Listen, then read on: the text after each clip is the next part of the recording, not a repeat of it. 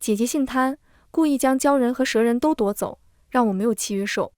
谁知鲛人生性冷漠，蛇人性情暴虐，姐姐非但没捡到便宜，还日夜饱受折磨。至于我，因为没有契约兽，反而躲过了家族内斗，一生自在逍遥。再睁眼，我和姐姐双双重生。这一次，姐姐抢先跪在了父亲面前。爹爹，我不愿和妹妹争，鲛人和蛇人都留给她好了，我什么都不要。大家好，欢迎收看皮皮听书。墨家以强者为尊，信奉的是弱肉强食。我自幼身体不好，天赋平平，一直不受父亲重视。但反观我的姐姐墨玉，却身强体健，还天赋异禀，根骨齐家。所以她被看作家主候选人，精心栽培，享受着一切最好的资源。而我则被当作废子，被派去照顾兽人们的饮食起居。鲛人和蛇人都是我养大的兽人，或许是因为恋母情结，他们都想做我的契约兽，甚至还为此争斗，经常打起来。谁赢了，谁才有资格做月月的契约兽。他们如此约定着，然后一决胜负。鲛人生性冷漠，但并不残忍，从不肯下狠手。蛇人却性情暴虐，为达目的不择手段，于是赢了这场战斗。月月，以后我就是你的契约兽啦。蛇人眼睛亮亮地看着我，金黄色的树瞳中洋溢着喜悦。但我只是摇摇头，一边给鲛人包扎，一边说：不，我的契约兽是鲛人。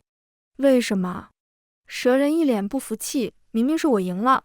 正是因为你赢了，所以我不能耽误你啊。你这么强，跟着姐姐会有更好的出路。我看着蛇人垂头丧气的表情，温声安慰：明天就是选契约兽的日子了，他一定会选你的。选契约兽这天，墨家祠堂人声鼎沸，座无虚席。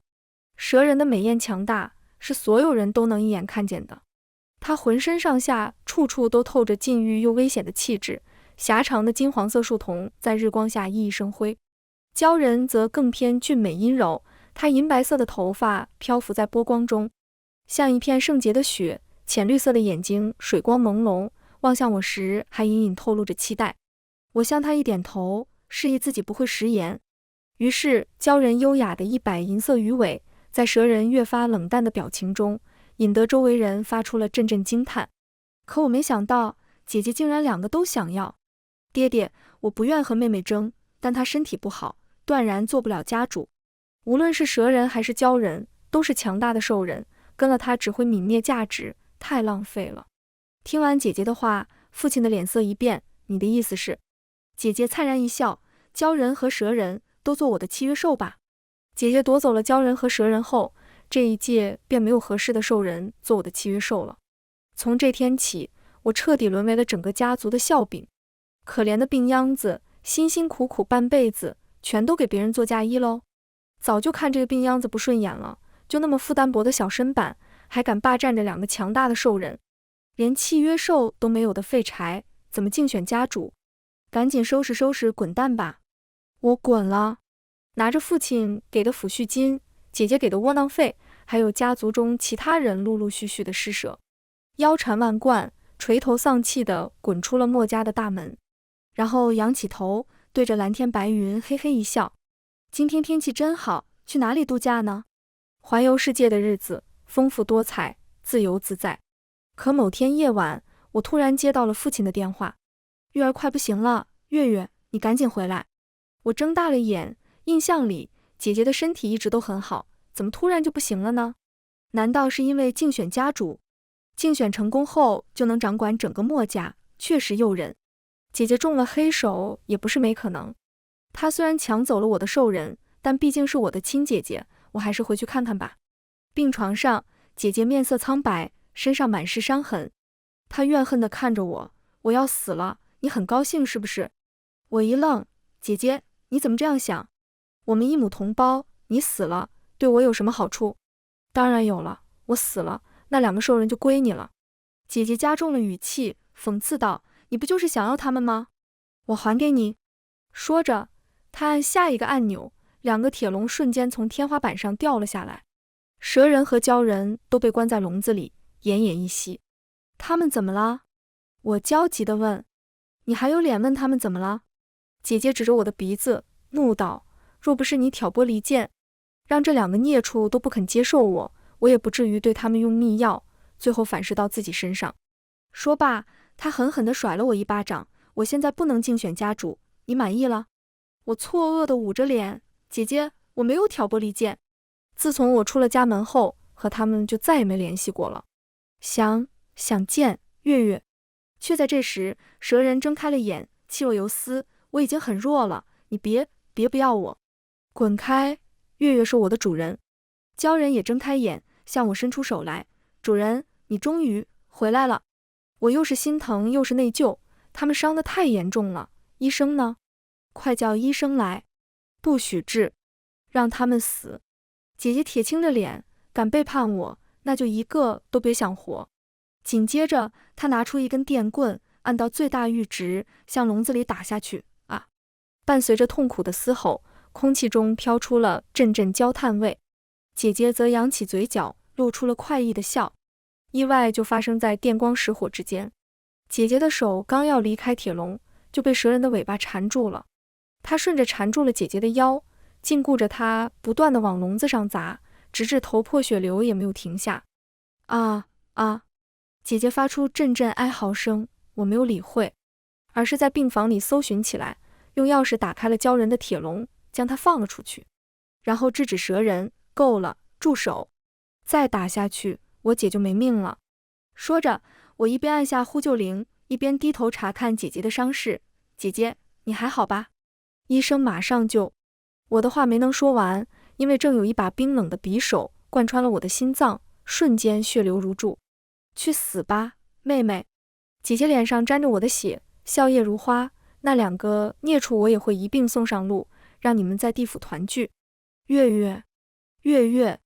我听到了两声不同的惊呼，甚至在意识消散前，还听到了姐姐的哀嚎。但我并不知道发生了什么，因为已经睁不开眼了。我从没想过自己居然重生了，并且还直接回到了选契约兽的那天。爹爹，我不愿和妹妹争，鲛人和蛇人都留给她好了。我什么都不要，但我有个条件，这两个兽人都必须先服用秘药，才能做妹妹的契约兽。这一次，姐姐抢先跪在了爹爹面前，回过头挑衅地冲我一笑。哦，她也重生了。不行，向来对姐姐言听计从的爹爹，这一次却断然拒绝。墨月天赋差，身体弱，一个兽人他都未必能驾驭，还两个？没关系的，爹。姐姐眼底的笑意一闪而过，她挽着爹爹的手臂，撒娇道：用秘药就可以了，只需要取妹妹的几滴血，就能让两个强大的兽人言听计从，若有违抗，生不如死。怎么看，都是妹妹赚了。说罢，姐姐回过头，对我嫣然一笑。妹妹，你也不想一直当个废人吧？我头有些晕，恍惚中听着这句话，不由得咬紧了牙根，情绪一点点地在某一个高处往外溢。我自然是想变强的，但不是以这种方式。姐姐说的好听，但秘药如果真有那么好，她自己为什么不用？再说了，我可没忘记，前世姐姐就是受了秘药的反噬，后来才会落得那种下场。爹，我不同意。我挤出2滴泪，做出一副渲然欲泣的模样。听说秘药会对人造成反噬，我害怕。爹爹眉头紧皱，正要开口，却被姐姐打断了。有什么好怕的？只有在兽人濒死时，主人才会受到反噬。蛇人和鲛人如此强大，怎会濒死？是啊，蛇人有那么粗的尾巴，一看就很壮实。鲛人看着那么美，怎么会死呢？我看是墨月自己怕死。姐姐的话音刚落，周围就响起了一阵附和声。这也正常，毕竟姐姐从小到大一直被众星捧月，是所有人目光的焦点。怎么说啊，妹妹？姐姐凤眸带笑，挑衅地冲我眨了眨眼。天上掉下来的馅饼，你都怕捡？玉儿，你太过了。爹爹板着脸，摆出了家主的威严之态。姐姐没好气地哼了一声，偏过头去，讽刺道：这点险都怕冒，你活该当一辈子废物。玉儿，爹爹脸色一沉，有黑色阴影出现，长尾猛地甩过姐姐的脸。啊！姐姐尖叫一声，眼眶瞬间红了。爹，你竟然打我！玉儿，墨月毕竟是你妹妹，休要放肆。爹爹挥挥袖子，黑豹兽人瞬间消失不见，就好像从未出现过。但姐姐白皙的脸上，那红肿的伤痕却分外清晰。你的提议实在不妥。爹爹伸手抚过姐姐的脸，眼中满是心疼之色。花费那么多金钱、时间、精力培养的蛇人和鲛人，都交给姿势平庸的墨月，这也太浪费了。倒不如把他们两个都给你，秘药也用不着了。不行！姐姐的脸色瞬间煞白，一把推开爹爹，吼道：那两个孽畜，我一个都不要。为什么？因为墨月是个窝囊废，他亲手调教出来的兽人，又能有多少血性？不过是绣花枕头一包草。但这一届并没有其他满足契约条件的兽人了。爹爹忧愁地问：玉儿，难道你要放弃家主之位？怎么可能呢？爹，你多虑了。姐姐笑得云淡风轻。我听说墨家祖先曾有一头眉心带红的黑蛇兽人，武力强到离谱，还俊美的世间罕见。我想让他做我的契约兽，也只有他才能配得上我。玉儿，放弃吧，你找不到的。爹爹长长的叹了口气，那黑蛇野性难驯，早就不知踪影，你要去哪里找他呢？不如挑现成的。爹爹指了指蛇人，墨不是看着也不赖吗？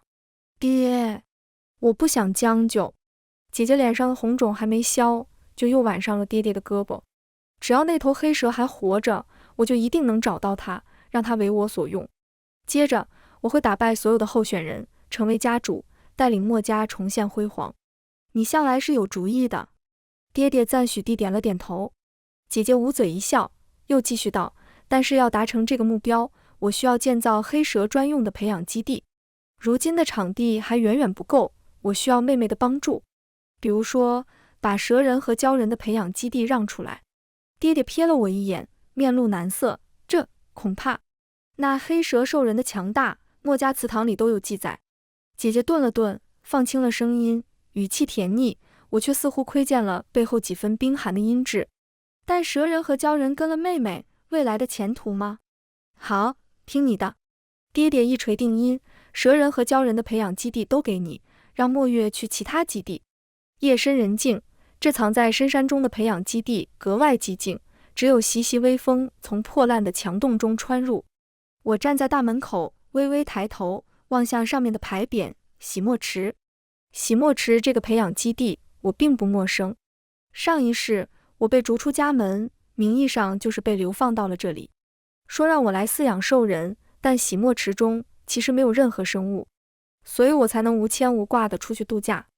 但这一次，在没找到合适的培养基地之前，蛇人和鲛人只能先在这待着了。洗墨池的水看着暗沉沉一片，没有任何波动，让人莫名心生畏惧。蛇人只看了一眼，就嫌弃地撇过头去。好小，我身子都转不了，而且居然连独立的空间都没有。我要和鲛人那家伙挤在一起。不要啊！我低下头，胸腔内涌上强烈的色意。跟着我是委屈他们了。如果我能再强一点。这里很好，我很喜欢。鲛人一双温热的手微微颤着抚上我的眼帘，像是安抚受了惊吓的小动物一般，动作很轻，带着点小心翼翼的温柔。你疯了啊！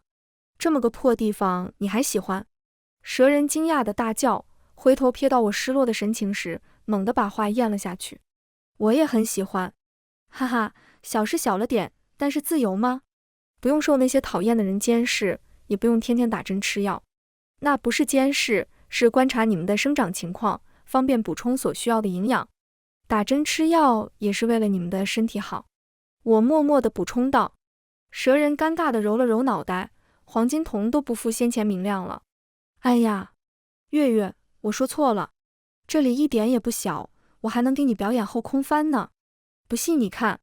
话音刚落，扑通一声，蛇人跳进洗墨池中，激起了一个巨大的涟漪。1秒、2秒、3秒，整整5分钟，蛇人都没有把头探出来。我吓了一跳，下意识地喊他的名字。赤金，你怎么了？如石沉大海一般，我的呼唤没有得到任何回应。鲛人拍了拍我的背，示意我不要担心。紧接着又是扑通一声，鲛人跳进了洗墨池中，去搜寻蛇人的下落。但可怕的是，5分钟后，鲛人也没有了踪迹。洗墨池中一片漆黑，仿佛一个巨大的黑洞，将蛇人和鲛人都生生吃了下去。我打了一个激灵，没由来的心中一颤。我感觉到一道充满杀气的目光正在锁定我。然而当我看过去，那股杀意又瞬间消散。贸然跳下去就是送死。鲛人善水，尚且不能回来，若是换作我，定是尸骨无存。我冲到大厅里，在布满蜘蛛网的墙角找到了几根竹竿。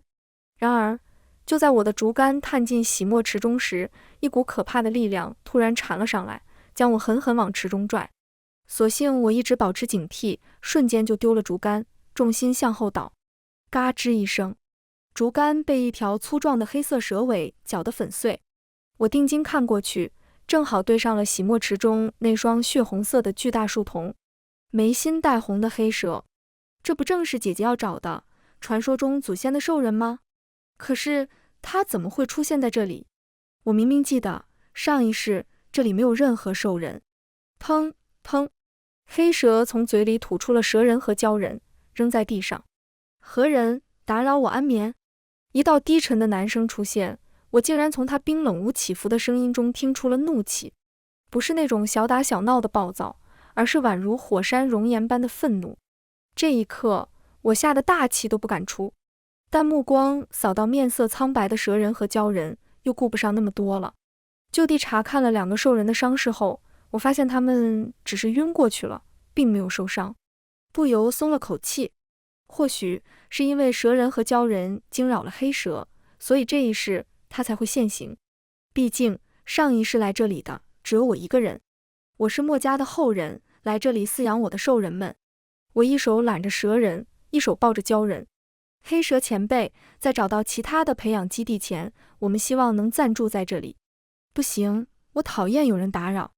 黑蛇粗壮的蛇尾随意一甩，鳞片在夜色中也熠熠生辉。而且你确定他们睡得下？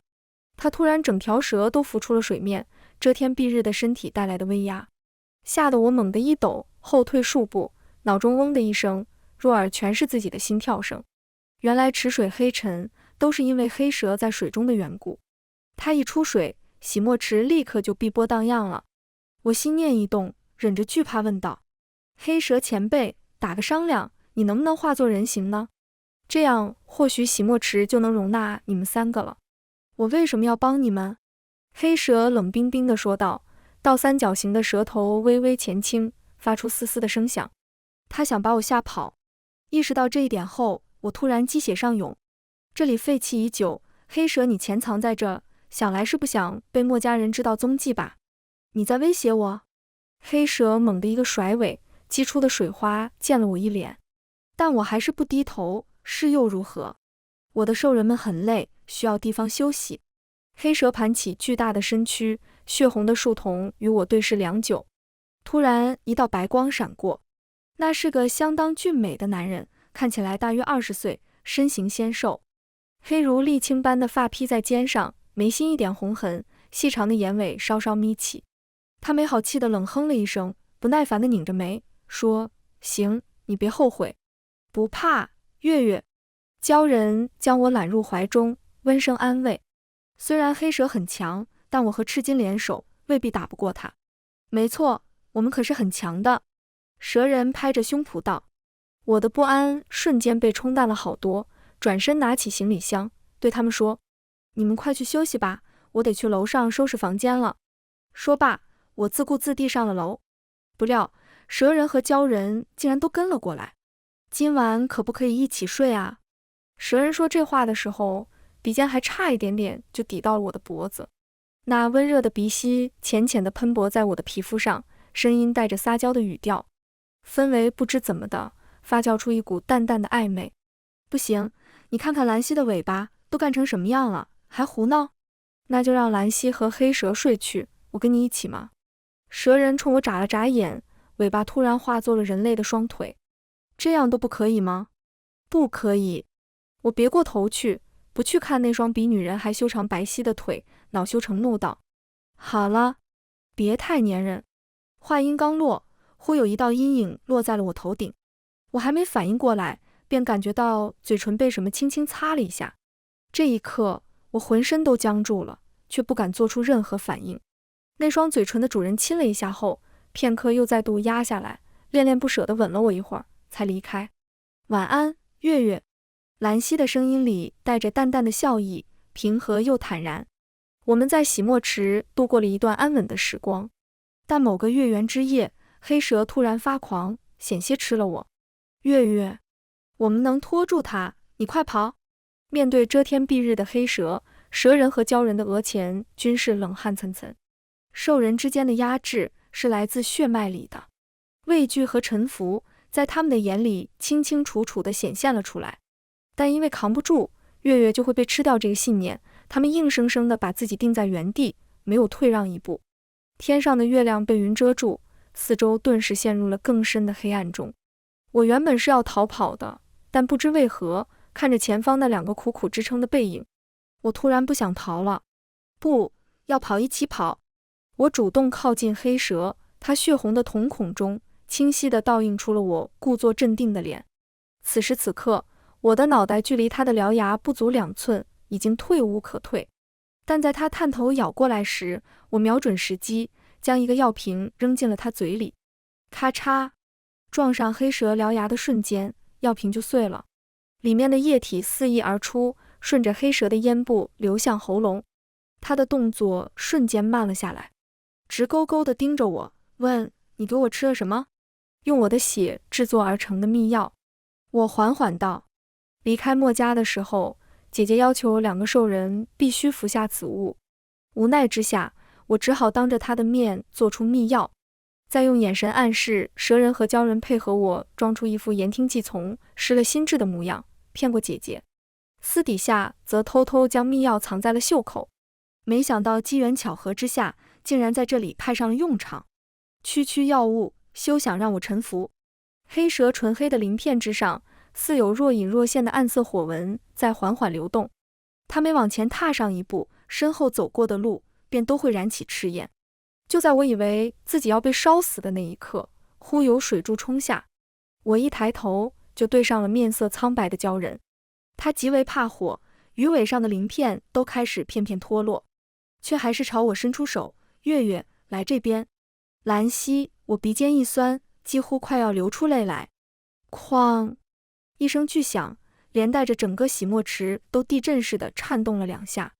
黑蛇的身躯松松软软的蜷曲在洗墨池中，赤红的树瞳也暗了下去。这是秘药起作用了。我远远地看着黑蛇，命令道：变回人形。白光闪过，庞大的黑蛇不见了，只留下一个苍白俊美的男人。他浸泡在池水中，乌黑的长发如缎般披散在雪白的肌肤上，如画的容颜倒映在一池波光粼粼的碧水中，云蒸雾绕，如浮光掠影。因为黑蛇发狂，洗墨池成了废墟。不得已之下，我只好拨通了爹爹的电话。一番卖惨后，他同意了派人来修缮洗墨池，但得等到你姐姐的培养基地建成后。啊，洗墨池已经不能住人了，我们没法等啊！我的火气瞬间被点燃。姐姐找到祖先的黑蛇了吗？还没有吧？没有建什么基地，更何况我的基地不是已经给他了吗？你不懂。电话那头犹豫了一会儿，解释道：你的基地太小，容纳不下祖先的黑蛇。闻言，我抬起头，瞥了一眼废墟边安静坐着的黑蛇，让它化作人形不就可以了？够了，墨月，那可是祖先的黑蛇，怎么能如此怠慢它呢？爹爹的语气猛地加重，我知道你委屈，但是你姐姐毕竟是未来的家主。我明白，但洗墨池真的没法住人了，要不让我们搬回来吧？墨月，你别太过分了。突然，姐姐的声音从电话那头传了过来，她愤怒地质问道：2个兽人我都让给你了，你还想怎么样？还想要原来的培养基地？不可能！姐姐斩钉截铁道。我气笑了，你的兽人都还没出现，你急什么呢？关你屁事！我的兽人自然什么都要最好的。姐姐压低声音，狠狠地对我说：你就跟你那2个废物兽人死外头吧。没关系的，月月。蛇人将脸贴在我的肩膀上，双臂搂着我的腰。他们不来，我们就自己修，我们有3个人呢，能修好的。要是修不好呢？那我就缩起来睡，一点都不占地方。蛇人轻快地说道。我愣了一下，鼻尖又酸起来。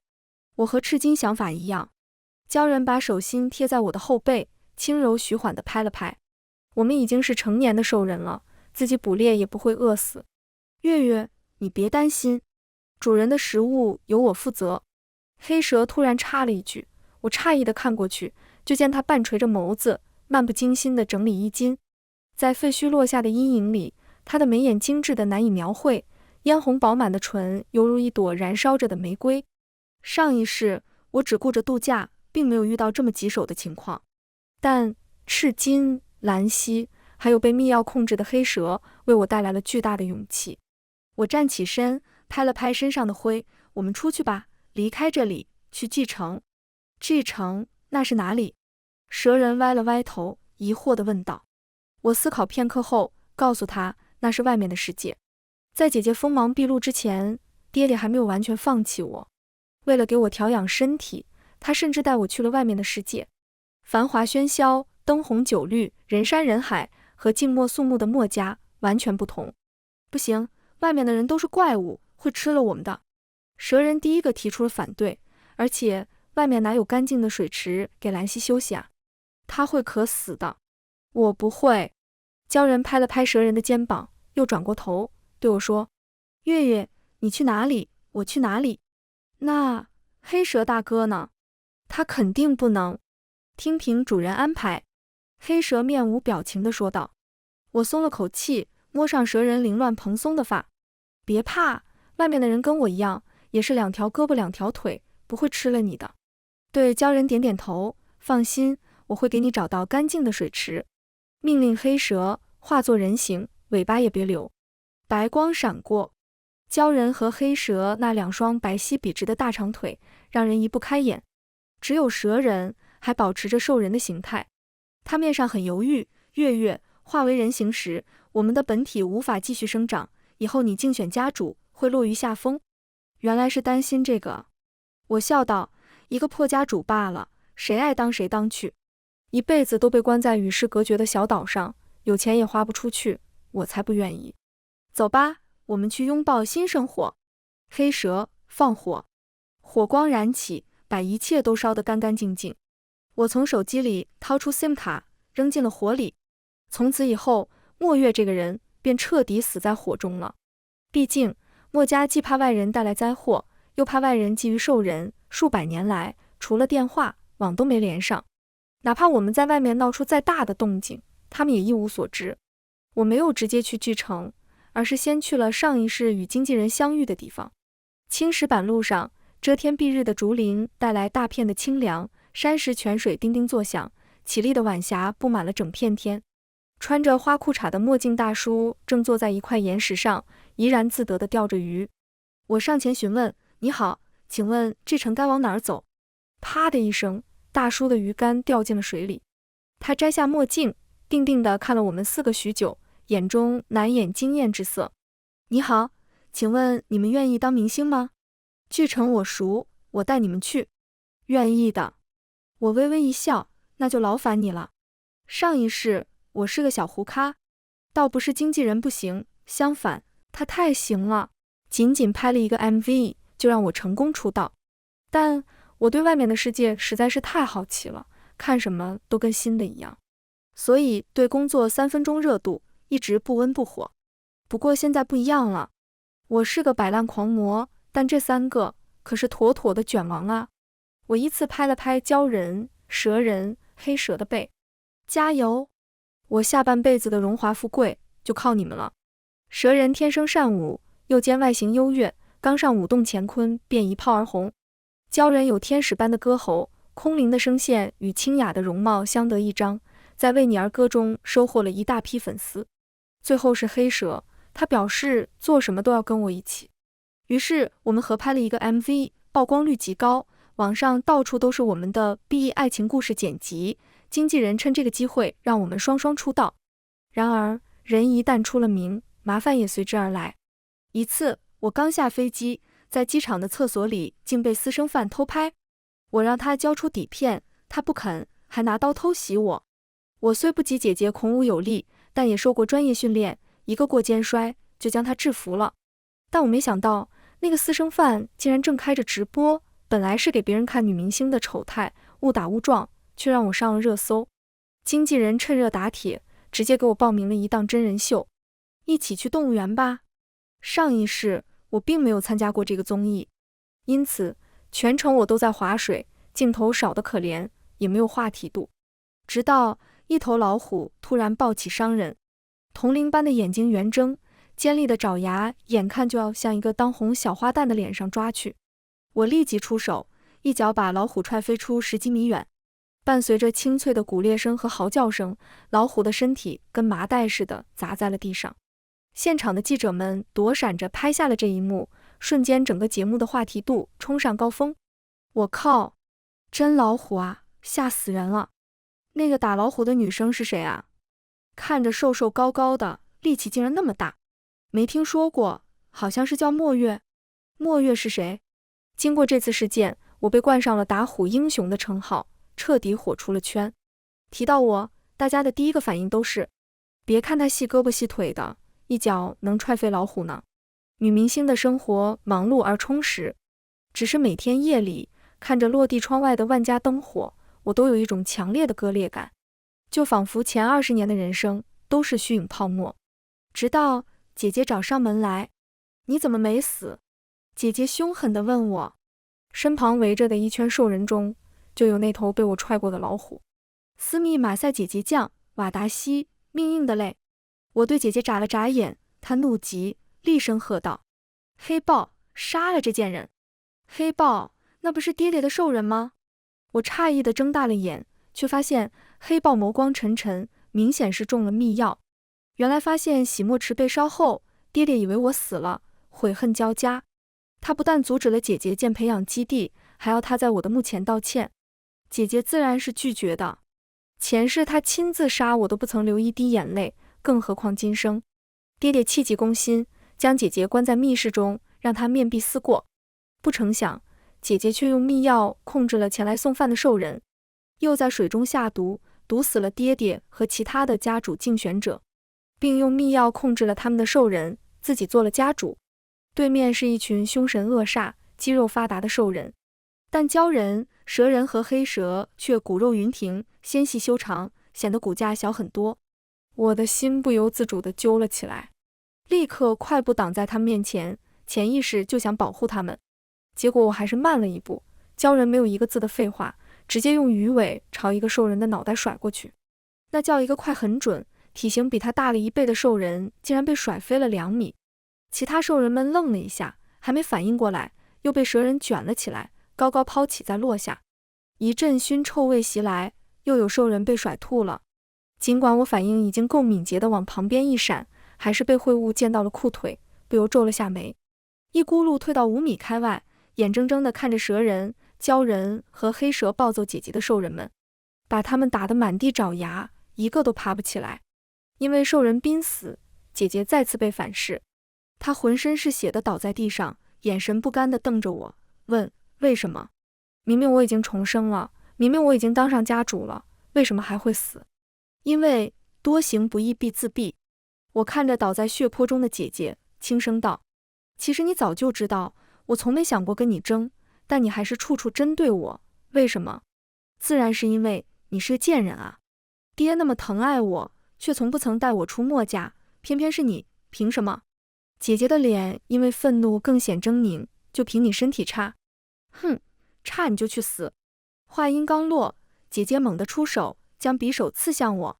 黑蛇似有感应，替我受了这一击，陷入濒死状态。啊！姐姐一击未中，眼底一片猩红。她拿着匕首正要来第2次，却被一条鱼尾甩了出去，又被蛇尾绞首，再无生机。我原本以为黑蛇濒死，我也会受到反噬，但直到黑蛇伤势痊愈，伤痕和疼痛也没有在我身上出现过。为什么？因为秘药对我不起作用。黑蛇说，他曾被我的祖先抓住，服下秘药。他心高气傲，不肯服从，一直过着生不如死的日子，生生把祖先熬死，把洗墨池熬成了废弃场地。那你为什么对我言听计从，还替我挡刀？开始是因为想杀你。黑蛇偏过头，淡淡道：我痛恨密钥，无论使用者是谁，我都会杀了他。所以我假装臣服于你，等着你带我回墨家，把使用密钥的墨家人斩尽杀绝，连带着你一起。但你并没有按我的计划走。黑蛇垂下眼睫，浓密的睫毛如黑纱般细细地遮住了那双血眸。你非但没回墨家，还带我去了外面的世界。那般广阔的天地，我从不曾见过。突然觉得什么仇啊恨的都不重要了，人总是要向前看。姐姐死后，墨家后继无人，大家要我回去做家主。想到密钥在这次骚乱中起的作用，我马不停蹄地赶了回去，继承家主之位，然后将密钥设为禁药，全部销毁。驾驭兽人全靠墨家人自己的本事，而非药物。后来我甚至给墨家连上了网，因为话语权中的长老们都被姐姐毒死了，现在反对声虽有，但不过寥寥。墨家人们一接触网络，就像进了新世界，都玩去了，再没人搞斗争了。不久后，我的微博上多出了几十万3、5小号。一开始我以为是僵尸粉，后来发现全都是新注册微博的墨家人。好羡慕，他们为什么不关注我呢？蛇人嫉妒地摇起了手帕，鲛人则微微一笑。你现在的粉丝团内部很和谐吗？蛇人，想打架是不？哎，两个不省心的，他们天天打架，我看都懒得看，直接钻进了被窝。不料，竟和一丝不挂的黑蛇面面相觑。你怎么来了？他们吵架，我来劝架。黑蛇淡淡道：劝架就出去啊，劝到我被窝里是怎么个事儿？你被窝里暖和？黑蛇用尾巴尖缠上我的小腿，轻轻地蹭了蹭。全文完，皮皮听书，感谢您的观看，每天上新精彩小说，喜欢就订阅吧。